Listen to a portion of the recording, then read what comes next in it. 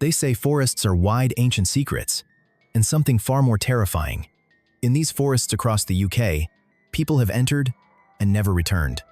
Locals speak of whispers among the trees, shadowy figures watching from the fog, and screams that vanish into the night. These aren't just stories, real lives were lost, and the truth remains buried under leaves and silence. Before you plan your next hike, ask yourself, will you find your way back? Or will the forest choose to keep you? For real chills and thrills, hit subscribe and never miss a story. 1. Wistman's Wood. Wistman's Wood is deep inside Dartmoor, Devon. It's not just any forest. The trees are old, twisted, and covered in moss. When you stand there, it feels like the forest is alive, like it's watching you. I first heard about this place from a friend who lives in Devon. He told me stories with a serious look on his face. Not in a joking way, he really meant it. People say that ghost dogs, called the Yeth Hounds, live in this forest. They are big, black, and have red glowing eyes. Locals believe these hounds come out at night, hunting in the dark. Sometimes, people hear strange things, footsteps behind them, heavy breathing, or growling sounds, but when they turn around, no one is there. A photographer named Darren once went to Wistman's Wood to take pictures. He was alone. As he walked deeper into the forest, he began to hear something moving behind him, soft footsteps in the leaves. He thought maybe someone else was nearby, but when he looked, he saw nothing, just a cold mist slowly rising around the trees. Later, when he checked his photos at home, one picture showed a shadowy figure standing behind him. It was blurry, no face, just a tall shape, darker than the trees around it. There's also the story of a woman named Elsie. She used to walk her dog in that forest. One day, she went in and never came out.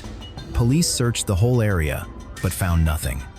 No sign of her, not even her dog. Only a small red scarf was found on the ground. It was the same scarf she always wore.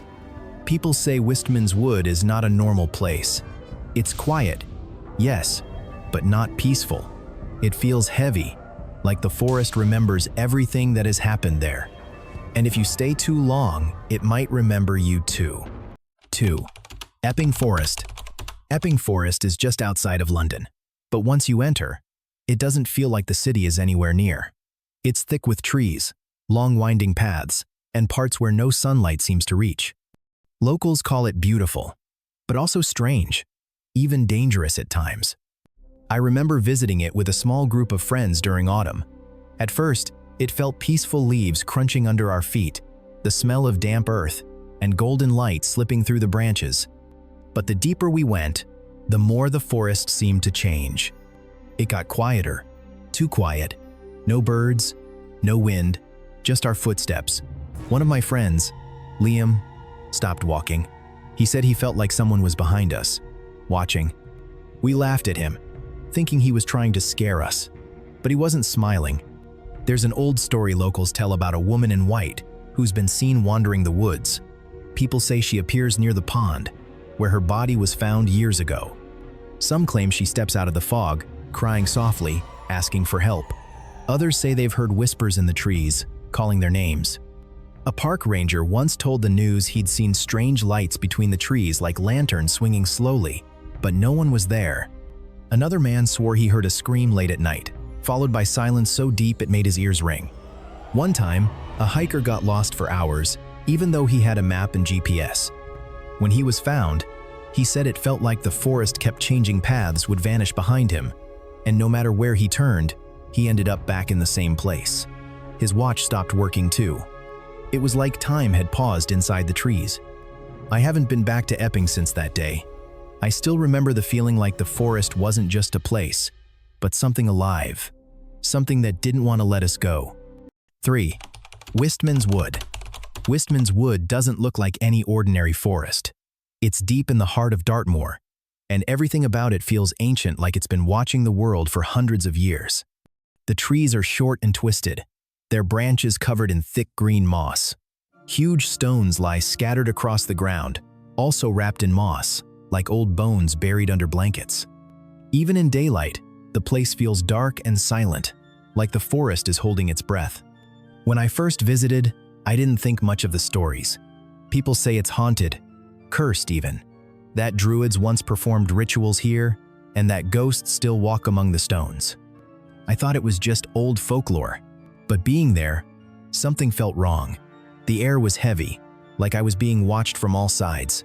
My phone signal vanished the moment we stepped off the path. No birds, no insects, just stillness. We heard something strange, a sound like footsteps, but slow, dragging. My friend called out, thinking someone was playing a joke, but there was no reply, just the trees creaking. It didn't help that the weather turned. Suddenly fog rolled in, fast and thick, swallowing the trees around us. There's a story about the devil's hounds that roam the woods at night, huge ghostly dogs with glowing eyes. Some hikers claim they've seen shadows moving through the fog, heard howls in the distance when no animals were around. One man even reported being followed by something invisible. Every time he stopped, he heard breathing close behind him. We left quickly.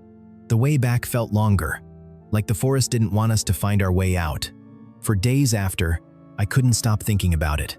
Not just what I saw, but what I felt. A pressure, a weight, like something had entered my thoughts and was still there. Wistman's Wood may look small on the map, but inside, it feels endless. I can't explain everything I experienced, but one thing is clear: that place is not just old, it's awake. 4. Pluckley Village. Pluckley is a quiet little village in Kent, but don't let its peaceful look fool you. This place has a reputation, and not a small one. It's known as one of the most haunted villages in the UK. At first, I thought it was just a title, something to attract tourists. But after visiting, I can say there's something different about Pluckley, something not quite right. I went there with a group of friends. We were curious more than anything. The sun was still up when we arrived, and everything looked normal: charming old houses, narrow lanes, and open fields. But people in the village, they didn't talk much. Just quiet nods, short answers, like they didn't want to say too much. That alone gave me a strange feeling. We started at the old church. They say a ghostly monk is often seen walking near the graveyard. We didn't see him, but I'll tell you this: the air there was cold, too cold for a summer evening. It felt like something was moving around us, even though we were alone. Next, we walked to the Screaming Woods. They say if you stand still, you'll hear screams, not loud, but distant. We did. I wish I could say it was just the wind, but it wasn't. It sounded like someone calling for help, then fading away. Every one of us heard it. One of the locals later told us about the ghost of a schoolmaster who hanged himself, and the woman in red seen near the bridge.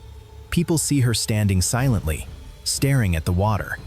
That part really stayed with me, because that night, driving back, I saw someone by the road dressed in red, not moving, just watching. We didn't stop. No one said a word until we were miles away. Since that trip, I've had strange dreams.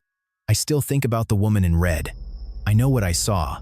Pluckley may look like a regular village in the daylight, but when night falls, the past doesn't rest. It walks. 5. The Scariest Inn.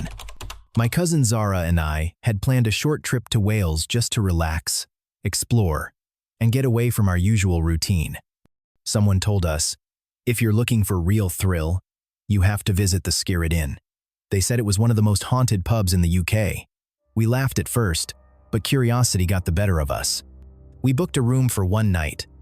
The moment we arrived, the building gave off a strange, heavy feeling.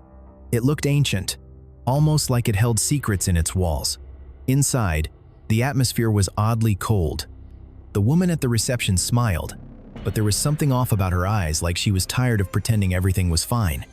While handing us the key, she quietly said, "If you hear anything strange tonight, it's best to ignore it." Our room was small but cozy.